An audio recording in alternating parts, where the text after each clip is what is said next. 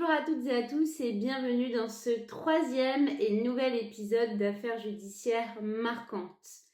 Alors avec moi aujourd'hui, plongée dans l'affaire France Télécom, une affaire que les moins de 20 ans ne peuvent peut-être pas connaître, mais qui a donc été marquée par de multiples épisodes judiciaires.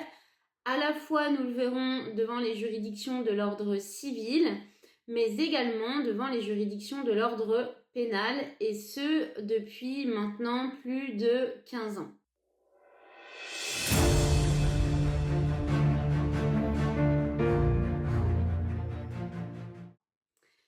Alors, pour se remettre un petit peu dans le contexte, en 2006, sous la direction de Didier Lombard, président-directeur général donc, de France Télécom SA à cette époque, et de son numéro 2, Louis-Pierre Vénès, la société lance deux plans, qui sont les plans Nouvelle expérience des télécoms, sous l'acronyme NEXT, et le plan Anticipation et compétences pour la transformation, celui-là donc sous l'acronyme ACT, et qui traite de la partie managériale et sociale.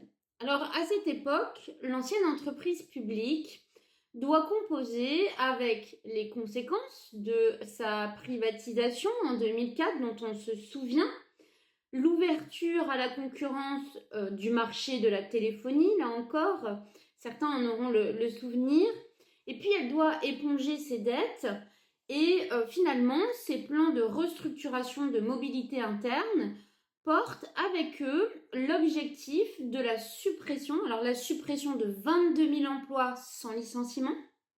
On verra, c'est ce qui va poser problème principalement dans cette affaire. 10 000 mobilités internes pour parvenir a posteriori, une fois que tout ça aura été obtenu, à 6 000 recrutements. Alors en octobre 2006, et lors d'une convention d'entreprise, Didier Lombard, donc je le rappelle, président directeur général de ce qui deviendra plus tard Orange, aura cette phrase funeste lorsqu'on connaît finalement la suite de l'histoire. Je cite entre guillemets, en 2007, je ferai les départs par la fenêtre ou par la porte, fermez les guillemets. Dans le cadre de ces plans, très vite, et pour atteindre ces objectifs en un temps record, la direction va mettre en place des pratiques managériales agressives, dont nous reparlerons plus après et qui vont donc notamment inclure des pressions, des intimidations dans un climat qui est devenu donc particulièrement anxiogène pour pousser au départ les salariés, je vous le rappelle, sans licenciement, des mutations forcées, des changements de poste, des réorganisations non désirées, des rétrogradations, des mises au placard, et donc plus généralement de nombreuses tactiques qui, par ruissellement finalement, vont être appliquées par les supérieurs hiérarchiques afin de dégrader les conditions de travail des salariés et donc les pousser à quitter l'entreprise et notamment donc à démissionner. Ainsi, et d'ailleurs, dès 2005, France Télécom va en réalité ouvrir sa propre école de management, alors école de formation professionnelle à Cachan, entièrement consacrée à la mise en œuvre de ce projet, donc la mise en œuvre de ces deux plans, et dans laquelle 4000 cadres supérieurs vont y être formés chaque année sur une période de 10 jours annuels, pendant laquelle donc, ils vont apprendre à maîtriser de nouvelles méthodes destinées à convaincre les salariés réticents de quitter l'entreprise. Les formateurs vont même y adapter, vous savez, la fameuse courbe du deuil, qui est donc une théorie qui est à l'origine celle de Elisabeth Kübler-Ross, pour expliquer, alors non pas cette fois-ci l'apprentissage du deuil, mais en réalité la résistance des salariés au changement. Et donc on y remplace finalement la mort, celle que l'on doit apprendre, celle avec laquelle on doit apprendre à composer, par la perte d'emploi. Et donc les formateurs vont expliquer aux cadres qu'ils sont en guerre. Ils vont les former avec donc, des astuces pour faire partir les salariés, telles que, encore une fois, fixer des objectifs irréalisables, retirer des chaises de bureau, devenir plus strict sur le contrôle des présences, des horaires, etc., les rétrograder, leur retirer des missions. Tout un tas de pratiques qui finalement vont mettre tous ces salariés dans un climat, donc, comme je le disais tout à l'heure, particulièrement anxiogène. Alors, outre les départs, les arrêts de travail pour dépression qui viennent s'accumuler par dizaines, ces pratiques vont avoir des conséquences humaines qui sont dramatiques. En effet, entre 2008 et 2009, 35 salariés se suicident. Certains se suicident même sur leur lieu de travail. Certains vont jusqu'à se suicider devant leurs collègues. D'autres salariés, nous le verrons, se suicideront encore quelques mois plus tard.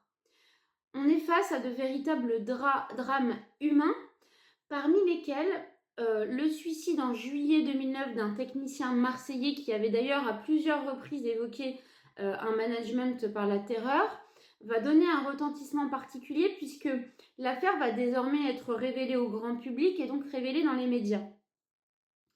Cette catastrophe, qui est une catastrophe sociale humaine, ne prendra fin qu'en février 2011, lorsque Didier Lombard va renoncer à ses fonctions de PDG. Et donc Stéphane Richard, alors directeur général du groupe, va le remplacer et finalement décider d'abandonner les plans Next et Act. Voilà un petit peu pour le résumé des faits dans un premier temps. Alors plus tard, l'enquête judiciaire pénale va se concentrer sur les cas de 39 salariés. Mais ce qu'il faut comprendre, c'est qu'entre 2008 et 2011, l'Observatoire du stress et des mobilités forcées, qui a donc été créé par plusieurs syndicats, va recenser en réalité plus d'une soixantaine de suicides en lien donc avec ces plans Next et Act et près de 40 tentatives, heureusement échouées. Le 14 décembre 2009, le syndicat SUDPTT dépose une plainte contre la société France Télécom SA, comme je le disais tout à l'heure, qui est devenue depuis Orange. Didier Lombard, donc son président directeur général, Olivier Barbereau, à l'époque directeur des ressources humaines, et Louis-Pierre Vénès, donc on l'a dit, numéro 2 à cette époque.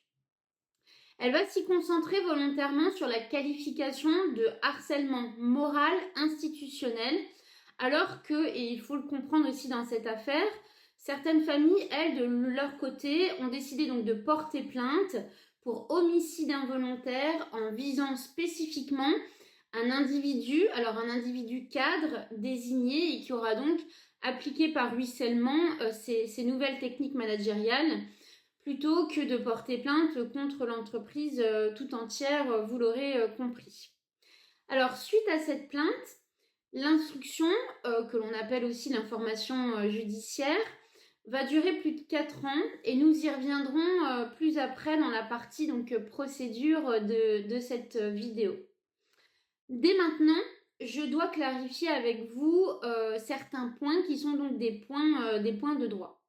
Alors, vous l'avez compris, l'affaire France Télécom, ce n'est en réalité pas qu'une seule affaire.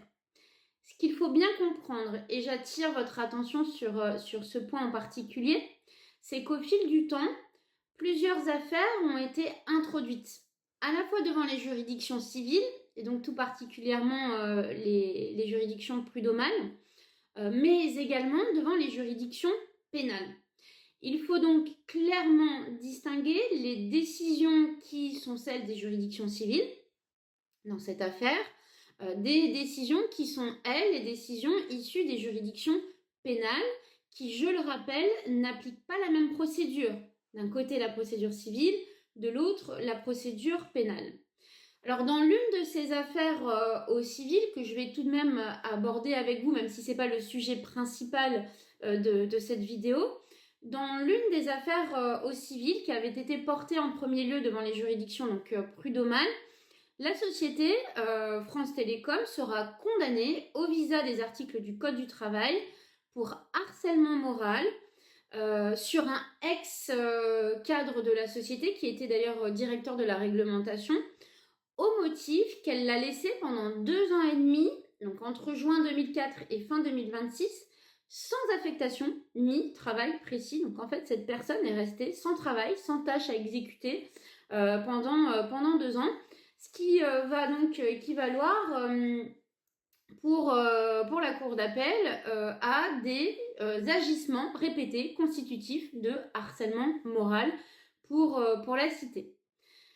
Dans un arrêt, la chambre sociale de la Cour de cassation, donc dans un autre arrêt, la Cour de cassation va avoir l'occasion d'installer quant à elle sa jurisprudence sur la charge de la preuve en matière de harcèlement.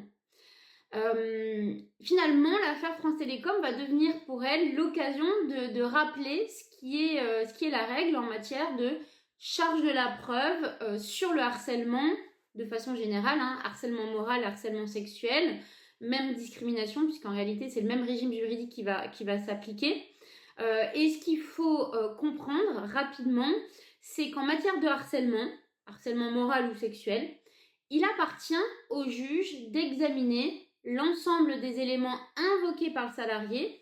Alors, que peuvent être ces éléments ? Des certificats médicaux, par exemple, des conversations, des bulletins de salaire.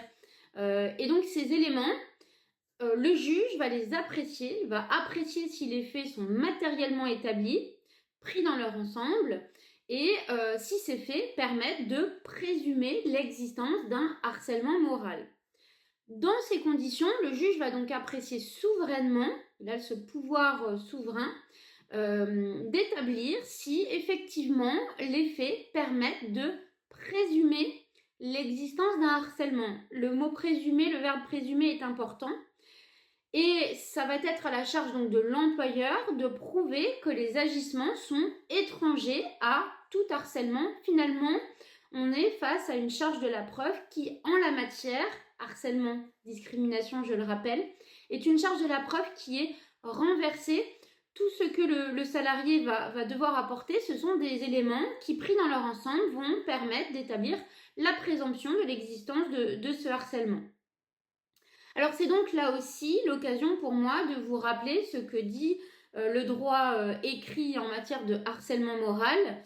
Et ce qu'il faut bien comprendre, encore une fois, j'essaye de rendre peut-être les choses un petit peu plus compréhensibles pour le commun des mortels. Ce qu'il faut bien comprendre, c'est que le harcèlement moral, il est appréhendé à la fois par le Code du travail, mais également par le Code pénal. Et donc les juridictions, en fonction de leur appartenance à l'ordre civil ou à l'ordre pénal, ne vont pas se prononcer au visa des mêmes articles. Alors commençons déjà par le Code du travail si vous le voulez bien. Dans le Code du travail, c'est l'article L 1152-1 qui va donc définir et prohiber le harcèlement moral. Et cet article nous dit, je cite, ouvrons les guillemets, aucun salarié ne doit subir les agissements répétés de harcèlement moral qui ont pour objet ou pour effet une dégradation de ses conditions de travail, susceptible de porter atteinte à ses droits et à sa dignité, d'altérer sa santé physique ou mentale ou de compromettre son avenir professionnel, fermons les guillemets. Alors déjà, les critères de cette définition sont alternatifs et non cumulatifs. Alors qu'est-ce que ça veut dire ? Ça veut tout simplement dire que la démonstration d'un seul élément va suffire à caractériser le harcèlement. Alors par exemple, la démonstration de l'altération de la santé du salarié. Et puis pour être retenu au visa de cet article du Code du travail, la qualification du harcèlement moral va nécessiter un comportement répétitif. Alors répétitif, qu'est-ce que ça veut dire ? Encore une fois, il faut peut-être essayer de recadrer un petit peu les choses. Ça veut tout simplement dire qu'il faut qu'il y ait au moins 2 actes qui soient commis. Par ailleurs, ce sont des actes qui pourraient tout à fait se dérouler sur une très brève période, alors par exemple sur moins d'1 mois, ou au contraire s'étaler sur plusieurs mois, sans qu'il soit finalement important que le temps entre ces deux actes soit très espacé ou au contraire très réduit. Alors par ailleurs, nous sommes en droit social et donc le harcèlement peut être constitué alors même que son auteur n'en avait pas l'intention, c'est-à-dire l'intention de nuire. Il n'y a pas d'élément intentionnel. Enfin, l'auteur du harcèlement peut tout à fait être l'employeur, un supérieur hiérarchique, un collègue et même un subordonné, peu importe finalement qu'il y ait ou non un rapport d'autorité entre la victime et l'auteur du harcèlement. C'est un élément qui n'a finalement aucune importance dans la qualification de harcèlement moral.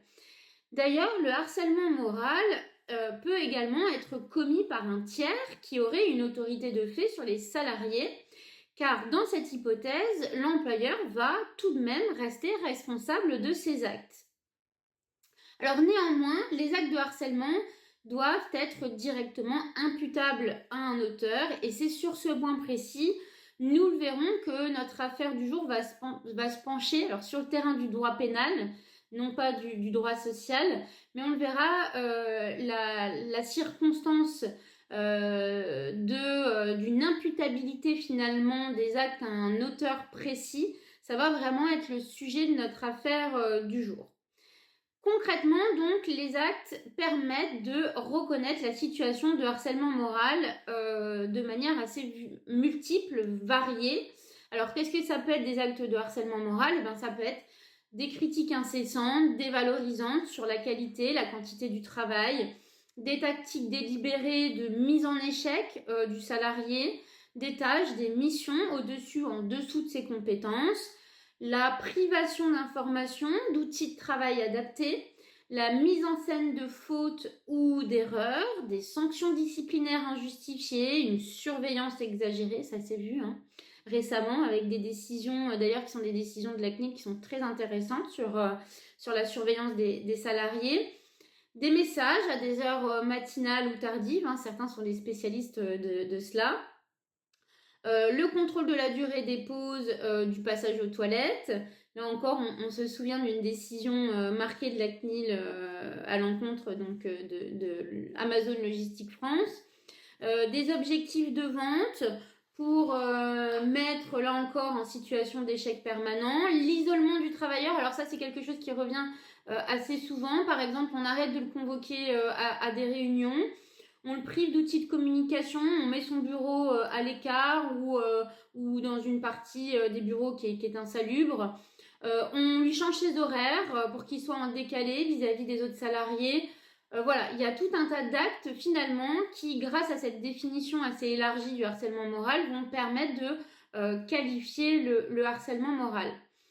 Alors, ce qu'il faut savoir aussi par ailleurs, c'est que tout salarié ayant procédé à des agissements de harcèlement moral est bien évidemment passible d'une sanction disciplinaire et je dirais même davantage, doit être sanctionné par l'employeur. Et pour cause, en droit du travail, l'employeur est tenu à une obligation générale de sécurité qui est inscrite à l'article L 4121 du Code du travail. C'est un article, là encore, que mes étudiants connaissent assez bien et en vertu duquel, je le rappelle, l'employeur doit prendre les mesures nécessaires pour assurer la sécurité et protéger la santé physique et mentale des travailleurs. Ces mesures de sécurité doivent être mises en œuvre sur le fondement de 9 principes généraux de sécurité qui tiennent compte notamment, je le rappelle, de l'organisation du travail, des conditions de travail, des relations sociales dans l'entreprise et des risques qui sont liés au harcèlement moral et sexuel ainsi qu'aux agissements sexistes. Donc l'obligation de sécurité en droit social qui va peser sur l'employeur va donc l'obliger à prendre les mesures nécessaires pour prévenir le harcèlement moral et sexuel dans l'entreprise, mais également y mettre fin et sanctionner obligatoirement l'auteur des faits. Il engage donc, l'employeur, sa responsabilité pour les faits de harcèlement moral et sexuel qui sont commis dans le cadre de l'entreprise, une responsabilité qu'il ne pourra écarter que s'il a démontré avoir pris les mesures générales de prévention nécessaires et suffisantes pour éviter ce risque de harcèlement et pour faire cesser les actes de harcèlement en réagissant rapidement, ce qu'il appartient donc au juge du fond d'apprécier souverainement si ces faits donc atterrissent devant la justice. Alors notons par ailleurs que le manquement à l'obligation de sécurité de l'employeur pourrait également caractériser ce qu'on appelle une faute inexcusable de l'employeur en cas d'accident du travail ou de maladie professionnelle.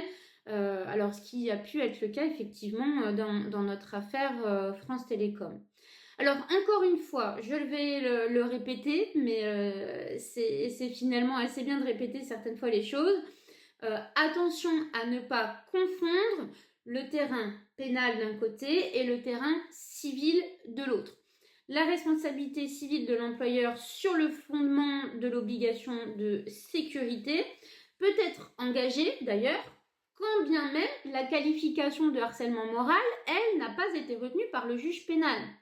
Les deux qualifications finalement peuvent être indépendantes l'une de l'autre. C'est très important de le comprendre.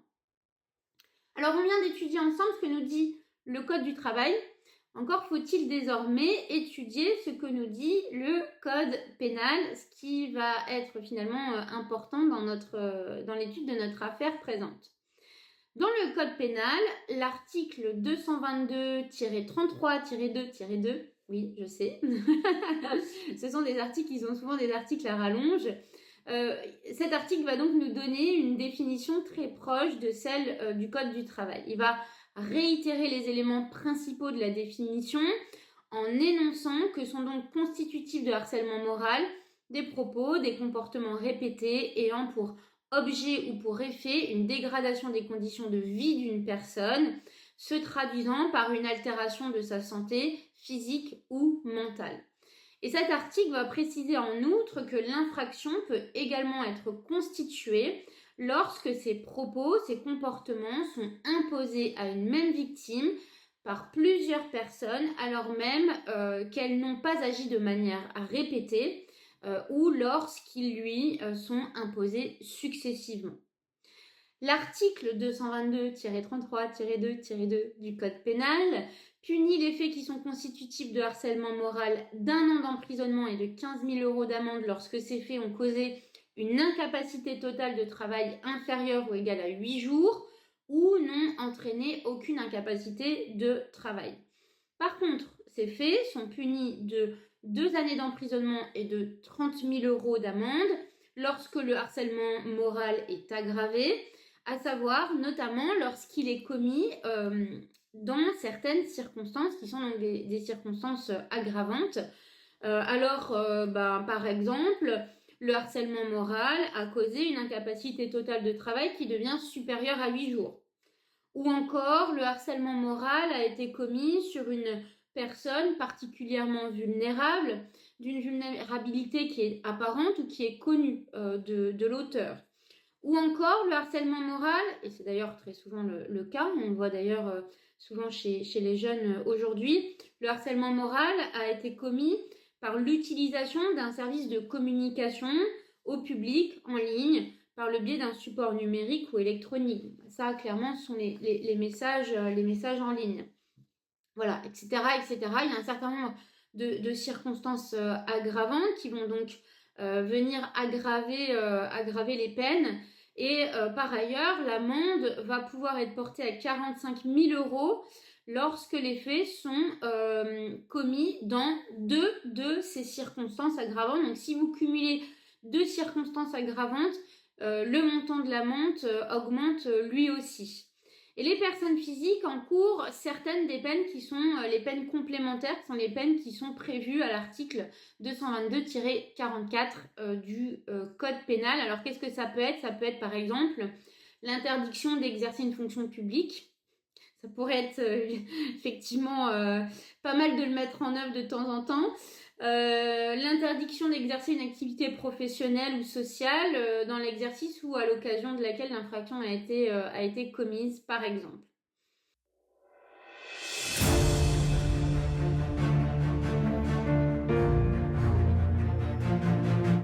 Voilà un petit peu pour l'explication des faits, l'explication, on va dire, purement juridique liée à cette affaire. Alors maintenant, on va plonger véritablement dans cette affaire et on va donc revenir à la procédure. Alors, comme je vous le disais, la plainte a été déposée en décembre 2009.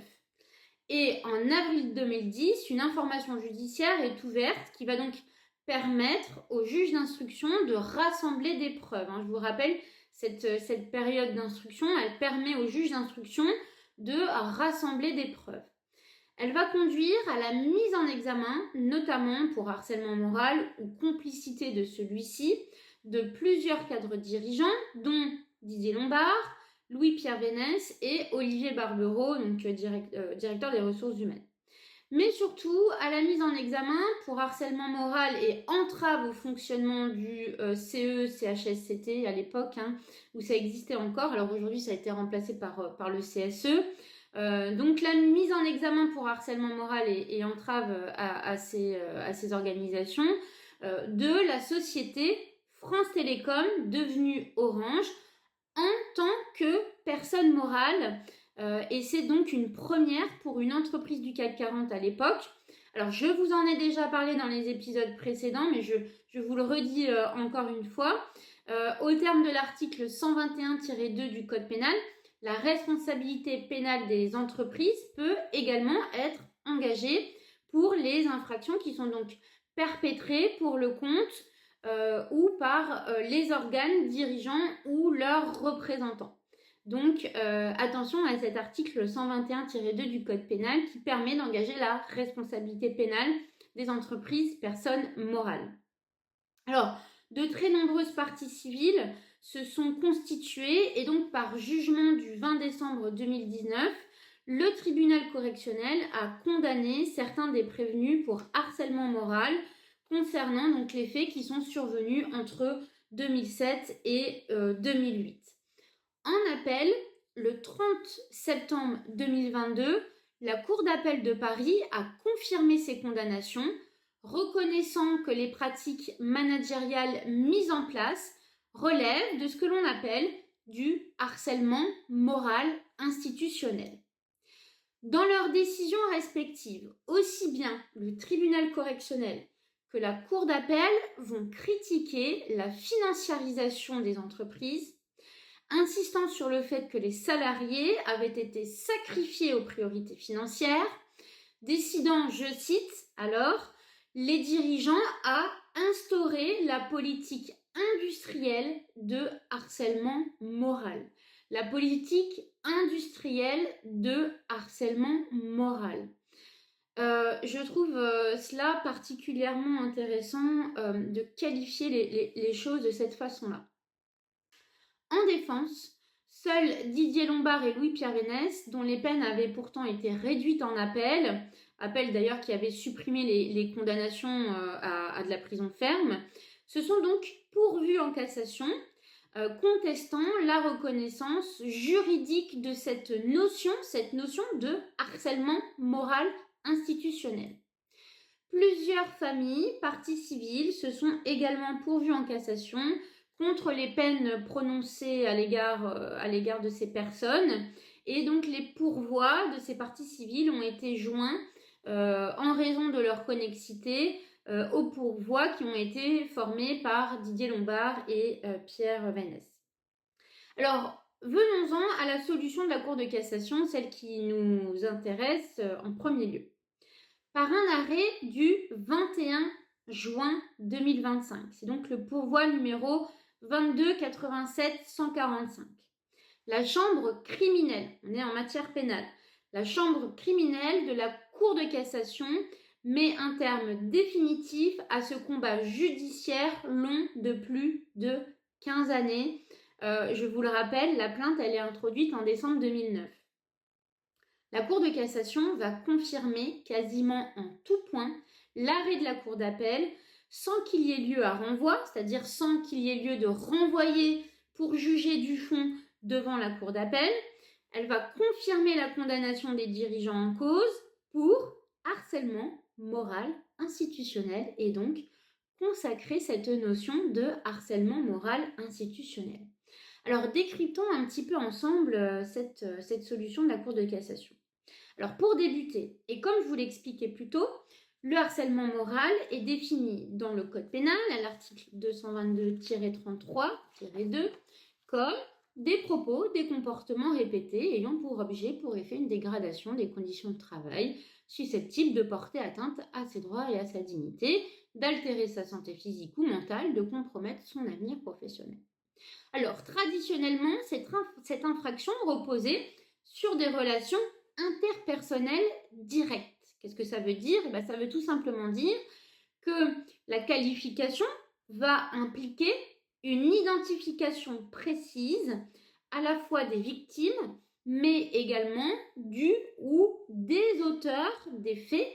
Et c'est ce second point qui posait problème en l'espèce, puisque les auteurs directs ne sont pas identifiés.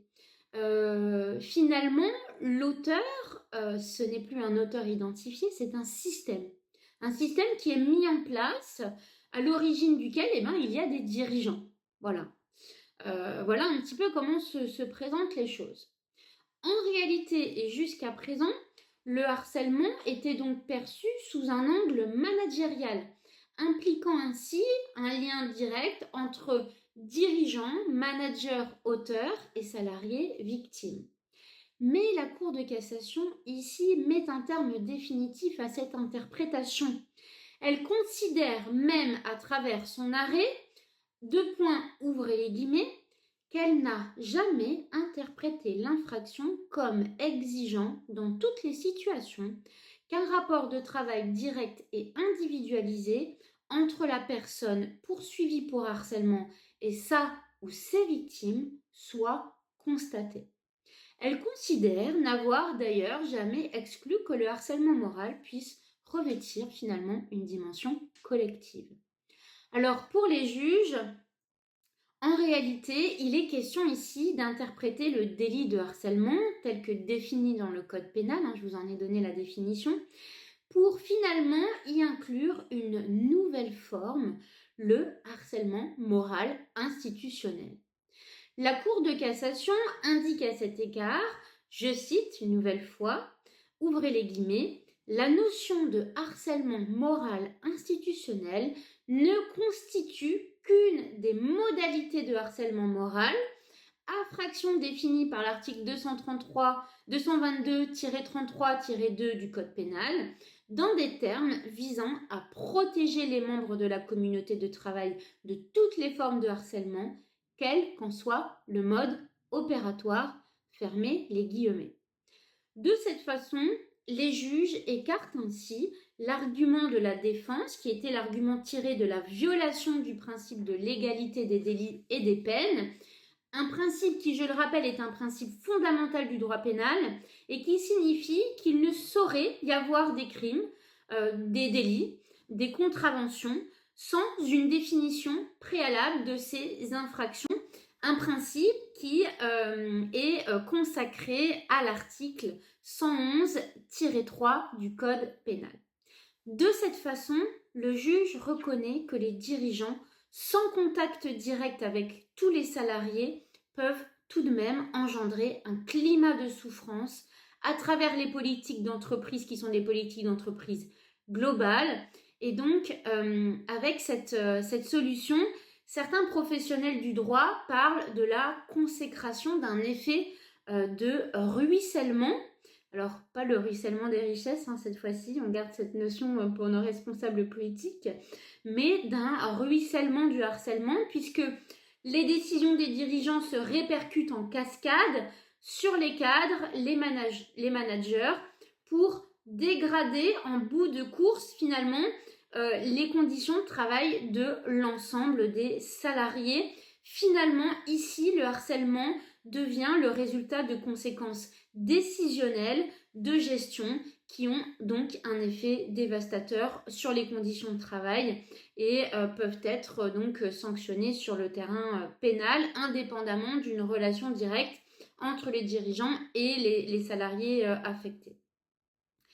Ainsi, et ça sera certainement le mot de la fin d'une vidéo qui a déjà été très longue, si l'article 222-33-2 du Code pénal vise désormais à protéger les salariés contre toutes les formes de harcèlement, y compris institutionnel, nous percevons à travers la jurisprudence récente de la Cour de cassation le rapprochement de la chambre sociale, de la chambre criminelle, de la procédure civile et de la procédure pénale.